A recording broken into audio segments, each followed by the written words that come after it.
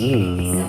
Okay, the rings are really cool. I enjoy that a lot, actually. So the first app we tried was First Encounters. That basically comes included on the Quest 3. It's just what you demo to everybody who wants to see what it's like. Walk us through what that was like. When I was playing it, I realized that you could still see the wall on one of the shots. The ceiling was coming off and everything, and you could actually see like a shadow. But besides that, it was really good being able to actually mix between what felt real and not. The game was actually really fun too, just in general. It was casual for mixed reality. It was really good. I think they were trying to make the line of you can still see things and not accidentally hit something, but also try to immerse you. So that's always going to be a fine line. Well, and that's why I wanted you to start in the gaming studio, because I wanted to give you a real perspective of all of it. Because if we'd have done that game in here in this huge space, probably would have felt flawless. Yeah. You know, it wouldn't have had half a desk in the way. We would have been further away out of the scenario. Mixed reality has to scale to every space size. So I thought it was important to let you try it in what would be more of a normal gaming room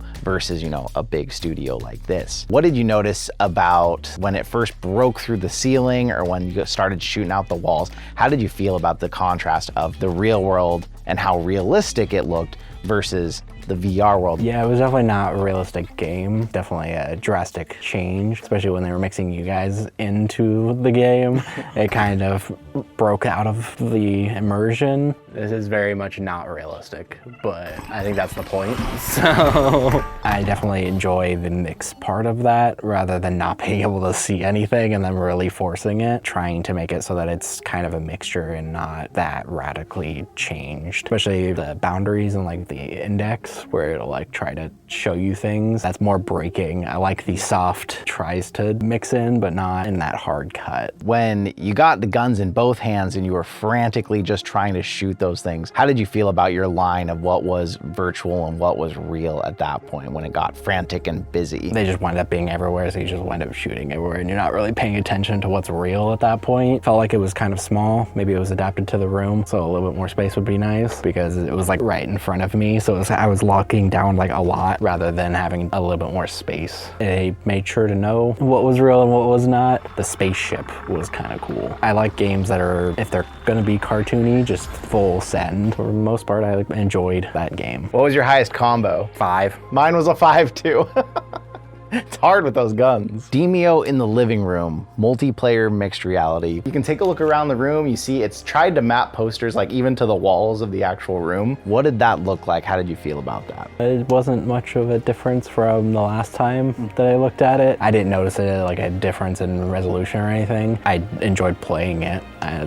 Last time I didn't really play it. Every time I play it, I realized that I would love that tabletop type of VR game. Yeah, I forgot that we'd shown you Demio on the Quest Pro, so I guess you'd seen a little bit of mixed reality when we did that once. Back then the hand tracking wasn't out, you had to use controllers, so we did the whole thing this time just with mixed reality and hand tracking. How was that using your actual hands? I liked being able to pick it up. It was a little bit difficult because you're trying to pick up a piece. It'd be better if there was an actual piece there, but obviously it's in the game, so the dropping is kind of not as intuitive as picking them up. It was more immersive for me. It was dimming it a little bit more. If I remember last time, it was very bright in comparison to this one. They probably toned it down a little bit, or it was just resolution of trying to immerse you a little bit more than on the Pro. We were in the room, we had to walk around the table to get to parts. How comfortable does it feel when you can see through the lenses, you can see the actual room? Did you feel like you were safe to just quickly move around the table, or did you think, I'm gonna crash, I'm gonna trip? A little of both. Sometimes it feels like you're like right there and I can feel the table, but then there's a little bit of distortion. Definitely better,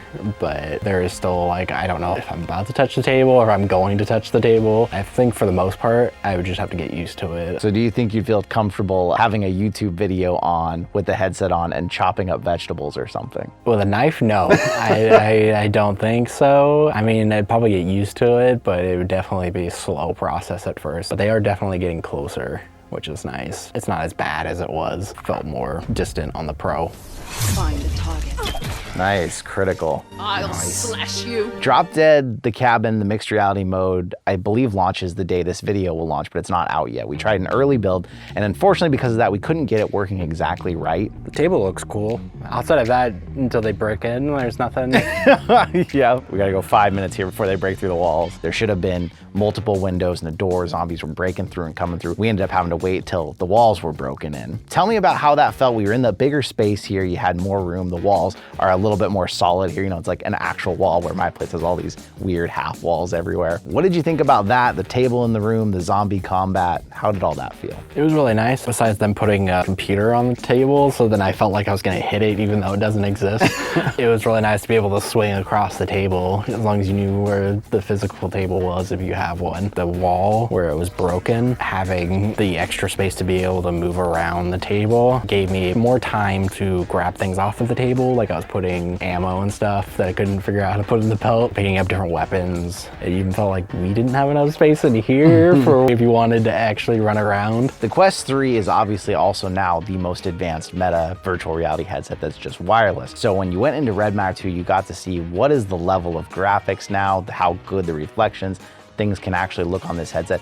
How did you feel versus when you've used a Valve Index over these years? I don't play a lot of things on my Index that are that stunning of a game. Most of the games I'm playing are more high pace, so they don't really focus on that. But it definitely looked better than the Pro. Saturn's rings were really nice looking, and I definitely think it's improved. It would just depend on the game, I guess, you're playing. If you're playing that game, then yeah, it would look great. But for faster games, probably not gonna get up to there. Red Matter is probably one of the best looking games right now, so it was a good example. There's a lot more modes coming for other games to also bring them up to this level of graphics. A lot of people on Reddit have talked about that moment when like they saw Saturn's rings being one of the most breathtaking things. Why do you think that was? Because you also mentioned that that was a big moment in the game for you. It just feels more real, like it actually feels like you could be standing there. Most of the time it's a little more blurry, or they're doing something to make it look as good as it was, and that didn't seem to be happening. Very clear, a large amount of distance too, where most of the stuff they shrink down, or the coloring, just the slight fading of the rings as you look at different directions. You're prone to VR motion sickness, and when we tried the PSVR 2 with you, it wasn't long before you were sick. But when you came out of Red Matter 2, you were surprised that you still felt really good.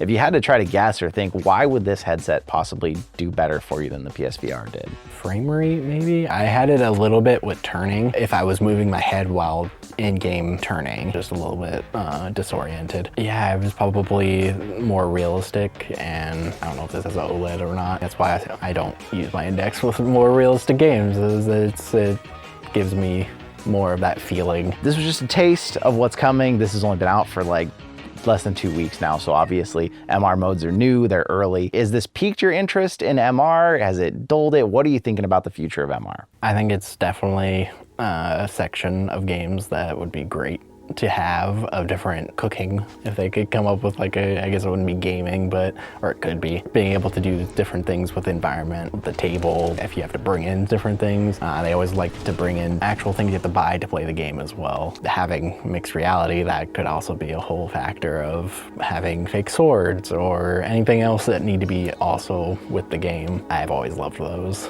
Guitar Hero, all of those. It's probably the better of the two, in my opinion, than VR. We're getting to the point where it's just hard to process that much information and make it look more realistic than we already do. So having a mixed reality, having it just texture things around you would be more feasible, in my opinion, than trying to recreate the entire world. You tried the Quest 2 with us, you tried the PSVR 2, you tried the Quest Pro. All of those were no's. You still have your Valve Index. You use it, like you said, mostly Beat Saber some of the time. Are you tempted to get a Quest 3?